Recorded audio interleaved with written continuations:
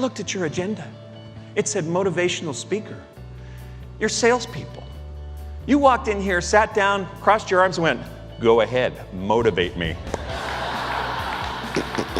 And to be a creature of decision-making habits, we can look back over our defining moments and realize some decisions work well for us and some decision-making habits need to be let go of.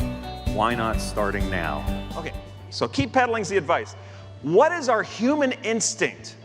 To have balance first or to speed up? We want balance first. If we are going to move forward as a culture, as a company, if we are going to break through, we instinctively want balance first. We're born with this. And over time, we need to figure out how to get past that. Who are you talking to right now? Well, a guy that went from recreational skier to the Olympic Games in just 4 years. Our first competitor, the Canadian Vince Poscente of Calgary, and he's had quite a week here, Curry.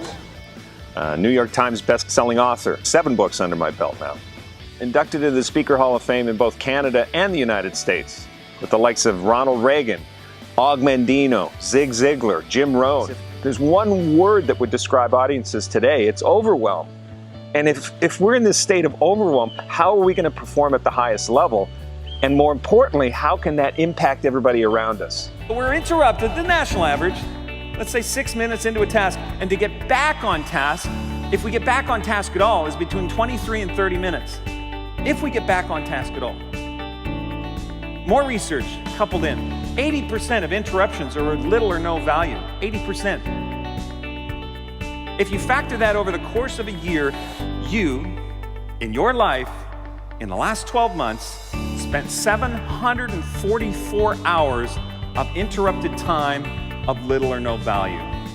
And who's responsible for turning that around? Remember this, rising tide raises all boats. So if we can be the rising tide, we can elevate those around us. And we've got mountains in front of us that are waiting to be climbed. I want you to start to feel like you've made these decisions to climb your own mountains. Because you have a mountain right in front of you. There's a little voice going on in the back of your brain, and you've been listening to the other speakers leading up to this, and tomorrow you're going to get more of that little voice. Yet there's a moment, a split second in time, where you can either make a decision to climb or a decision to back off. You know, if we have 5 qualities that show up in everyday heroes, these qualities of a hero, then we can actually elevate those around us. First is fearless. And I put that in the context of fearing less. Of course there's going to be fear, but if we can have less fear, we move further and faster and elevate those around us. What will we do different after this conference? We want different results. So in order to have different results, it certainly makes sense that what could we do? How could we compete differently? How could we engage differently? How can we be able to be a better leader? Lead differently. As we've been talking about that $10,000 idea, multiples of that, what will be different? It's obvious, isn't it? We know we can't cope our way to excellence. We can't just manage a situation and expect to have extraordinary outcomes. Second is being selfless. Being conscious that we are on a planet with others, and if we can elevate others, we elevate ourselves as well. Really, it works both ways. We have defining moments. Great, this is great homework, to spend some time on the defining moments that brought you to this place here today. It will reveal decision-making habits that work for you, and it will also reveal decision-making habits that will not serve you as a leader. To be able to do what the competition's not willing to do is basically a self-honesty mirror. You look in that mirror and you go, what am I not willing to do? What am I not willing to do? With this kind of mindset, if you actually walked again through the trade show here, this floor, and look at the different booths, but had the mindset, what would the competition not be willing to do in terms of engaging with this vendor?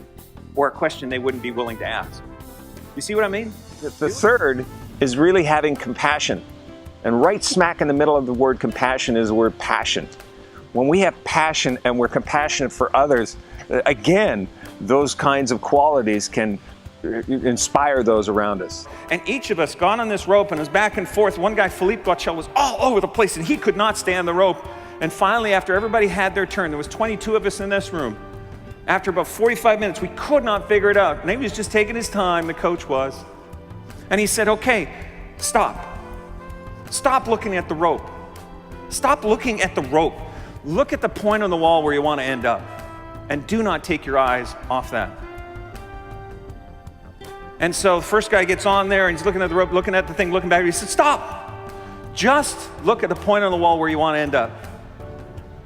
The rope will always be underneath you. Your feet are always going to be at the end of your legs. Just focus on the point. Within 10 minutes, 22 athletes went from unable to walk even 5 feet on the rope to walking the length of the rope, turning around and coming back, just by changing the focus. Right now, your conscious mind is processing what I have to say with 2,000 neurons every second. You're thinking, this might make sense to you, you might be enjoying the humor, you might be enjoying the energy, you might be thinking, man, he looks like Spencer Tracy, Phil Donahue, can't decide. My wife just came up with a new one. It's, you know, you look like the old guy from Up. The fourth one is being humble. You know, when we take ego out of the equation, then we attract winners around us. That is the next level of leadership, is having such a powerful emotional buzz.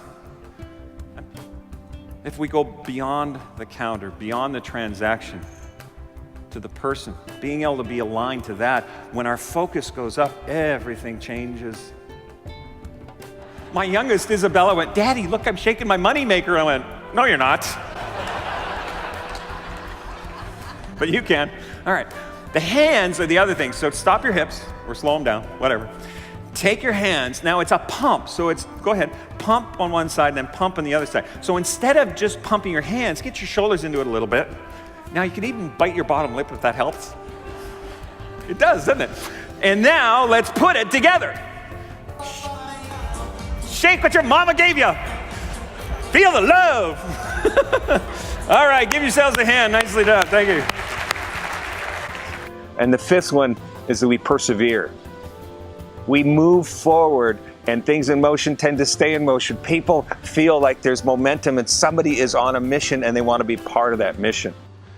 And the fascinating thing about our world today is that we're in a world based on instant what? Instant gratification. In a world of instant gratification, if we don't see results when, we get frustrated.